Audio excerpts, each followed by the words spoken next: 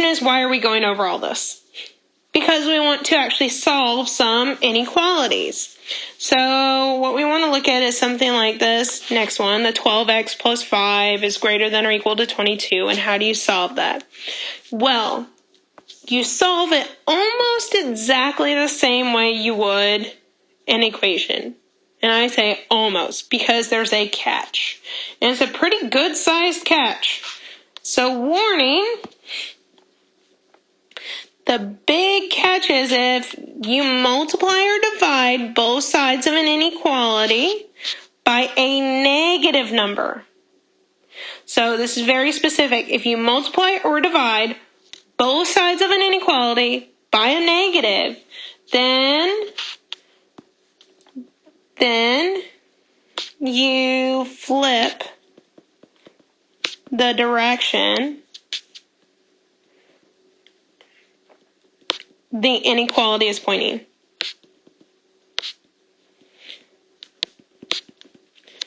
So the inequality is pointing to. So this is very specific. Only if you're multiplying or dividing, and only if it's by a negative number and it's something you're doing to both sides of the inequality. Then you'll flip the direction it's pointing.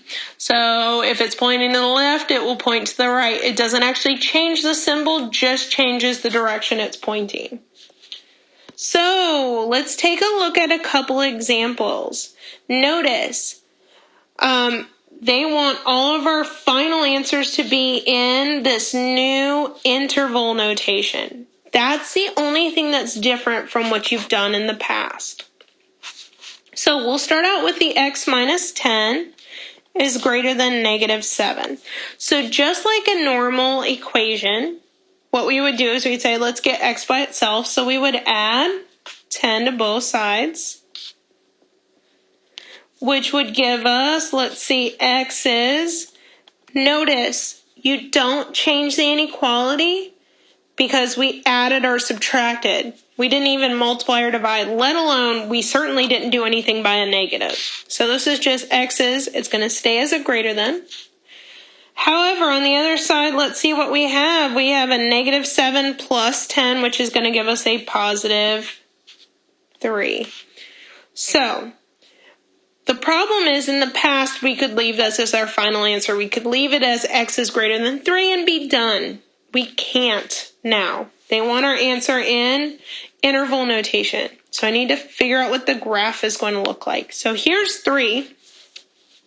The greater than means I'm going to point to the right. The fact that it's a greater than, not a greater than or equal to, means I've got a parentheses, not a bracket. So now I can translate this into interval notation. If I start my graph, reading it from left to right, it starts here at my 3 with a parentheses. And then it continues along to an arrow, which means it's going to continue on forever to positive infinity. Remember, positive infinity, that's our rule, always has a parentheses. That's what they're looking for. This 3 with the parentheses, comma, infinity with another parentheses, that's what they really want. That's a new part that you probably have not seen before. Let's take a look at B. In B, we have 4x plus 1 is greater than or equal to 5x. Well, in this one, we need to get the x's on the same side. It doesn't matter which one you move. If you move the 4x, that's fine. If you move the 5x, that's fine too. I'm going to move the 4x, so I'll subtract 4x from both sides. That will give me, let's see, that will cancel out the x's on the left and move them to the right. So that still leaves me with a 1 over here on the left is greater than or equal to the 5x minus the 4x will just leave me with a 1x or just an x, which is fine. Now the x is by itself and there's just a 1 on the other side. But I don't like how it's written because we like having the x come first. So let's rewrite it with the x coming first and the 1 coming second. Remember, the inequality is pointing at the x, so when I rewrite it, it still needs to point, just like it is here, at the x. But at least that makes it easier to graph. So let's graph it. We've got a 1 on our graph, and it's a less than or equal to, so it's pointing to the left. The equal to means it's going to be a bracket this time, not a parentheses. So now I can read out my graph and put it in interval notation. Reading it from left to right, it starts with an arrow going off to the left, so it means it's going to actually start out at negative infinity, which always has a parentheses, comma, then it keeps on going all the way until we stop at 1. At 1, though, we had a bracket. So this is from negative infinity with a parentheses all the way up to 1 with a bracket. And that's our interval notation. Let's take a look at C. In C, we've got 8x is greater than or equal to negative 40. Just like a normal equation, we'd start off by saying, how do I get x by itself? Well, we'll divide both sides by 8. The question is, do I flip the direction of the inequality? And the answer is no. We do not flip the direction of the inequality. Yes, we are multiplying or dividing, but we're not multiplying or dividing by a negative. It's not just if you multiply or divide both sides.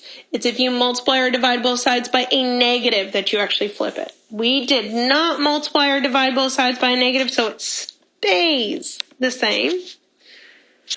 Then the next part is, well, I have to figure out what's my negative 40 divided by 8 is going to give me negative 5. So let's graph it. Here's my negative 5. My inequality did not flip, so it's still pointing to the right. It is an equal to, so it should have a bracket. So let's put this in interval notation. Reading it from left to right, it starts at negative 5 where you have a bracket. And continues on to the right with an arrow, which means it's going to continue towards infinity, which always would have a parentheses, and that's our interval notation right there. And that's it. That's our final answer.